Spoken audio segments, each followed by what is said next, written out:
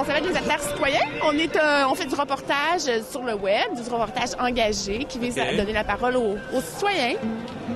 Nous demandons à ce que le Canada élimine toutes les subventions reliées à la production d'énergie non renouvelable telles que le nucléaire ou les combustibles fossiles et que le gouvernement développe des solutions énergétiques renouvelables, environnementalement et socialement responsables. Ce qu'on a besoin, c'est de gouvernement de gens qui sont sages. On a besoin de sagesse, parce que c'est ça qui nous manque à l'heure actuelle. C'est de sagesse dont on va avoir besoin pour faire en sorte de régler le sort de l'humanité, parce que l'humanité est en péril. On a besoin de leaders, pas de moutons, pas de suiveux. Il faut se tenir debout. Ça appartient aux citoyens. C'est beau dire au gouvernement de faire des changements, mais si eux autres veulent pas changer, il faut que les citoyens prennent la place.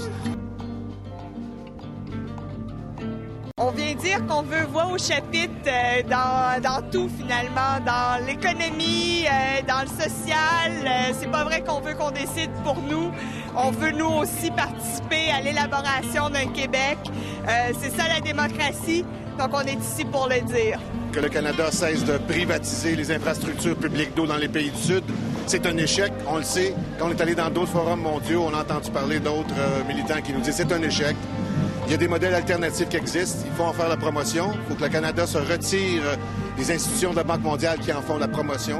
Parce que des fois, il y en a qui disent, à l'âge que tu es rendu, pourquoi tu manifestes?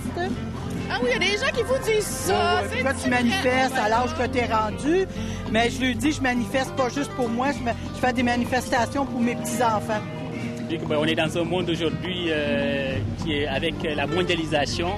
On sait qu'il y a qu'on s'appelle une distribution qui n'est pas équitable des richesses.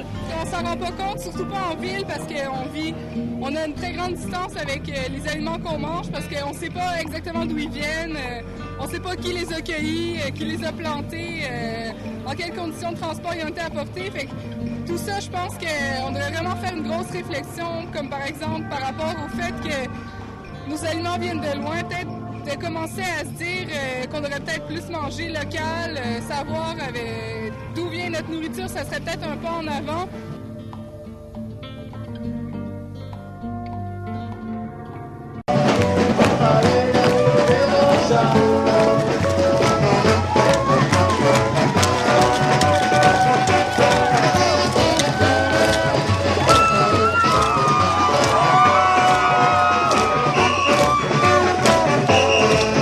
On a plusieurs symboles dans notre thème à nous, OK? Oui. Les cages, à l'intérieur des cages, on a emprisonné les problèmes dans le monde qu'il faut qu'on règle.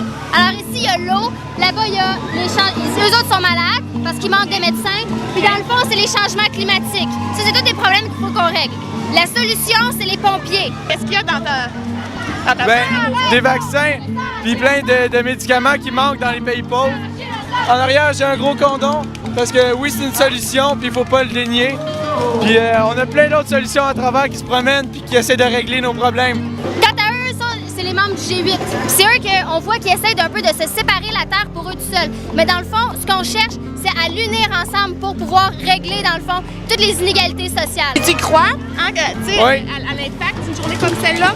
J'y crois si les grands qui ont bien de l'argent puis qui visent juste le profit, ils finissent par réaliser puis que on est l'avenir, on peut le régler. Si on prend leur place, on est capable.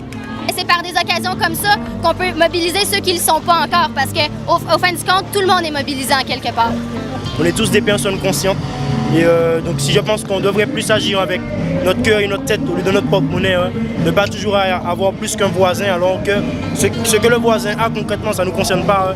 Donc cultiver sa propre liberté pour se battre pour la liberté en elle-même. C'est ça. La concentration des richesses par les privilégiés, ça mine les libertés et ça sape la démocratie. Ces privilèges-là, de l'argent, du pouvoir et du savoir, amplifient les disparités et laminent une théorique égalité des droits.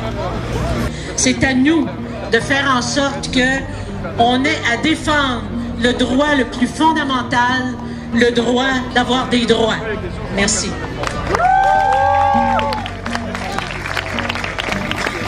C'est une petite manifestation qui essaie de dire à peu de choses près qu'on n'est pas content avec ce qui se passe au niveau du gouvernement fédéral, au niveau des coupures que l'ACDI fait sur Alternative, sur Kairos, au niveau des coupures que les organisations de femmes ont dû subir, au niveau des coupures, au niveau de la culture. Le gouvernement Harper, présentement, la tête dans le sable bitumineux, refuse de démontrer que ces sables-là sont en train de tout scraper, finalement, l'environnement, l'air et aussi les rivières. Des rivières qui servent, entre autres, à nourrir plusieurs Premières Nations, des groupes qui habitent, des populations qui habitent dans le Nord, qui sont contaminées présentement par toute cette industrie-là au nom du fameux développement économique. Je pense qu'il y a une autre façon de faire du développement économique. Beaucoup d'organisations, surtout celles qui font du plaidoyer au niveau de la justice sociale, à plein de niveaux, qui sont muselées.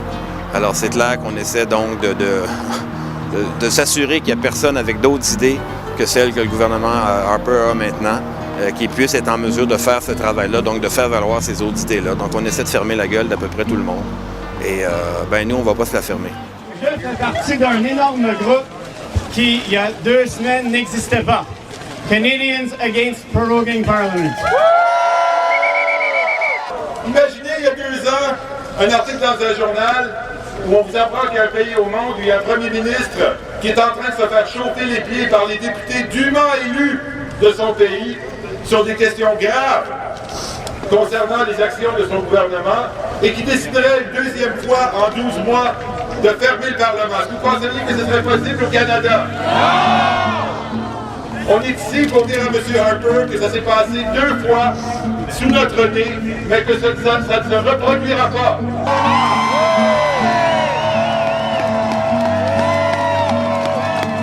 C'est quoi les principales revendications pour les enseignants dans le contexte du Front commun des négociations? Bien, évidemment, nous, c'est toujours le bien-être des enfants avant tout. Puis en ce moment, dans les conditions dans lesquelles sont les enfants dans nos écoles, bien, on n'arrive pas à faire notre travail correctement pour que chaque enfant ait le droit d'avoir un enseignement juste et équitable. On veut que ce soit un secteur d'avenir, les services publics. Puis là, actuellement, il faut des conditions minimales pour intéresser la relève. Il y a beaucoup de gens qui partent à la retraite et manque de médecins, d'infirmières, manque de comptables. Donc, il faut gestionnaires aussi. De gestionnaires. Donc, je pense que c'est de bâtir l'avenir. Hein. Est-ce qu'il y a convergence, est-ce qu'il y a coalition, est-ce qu'il y a action commune?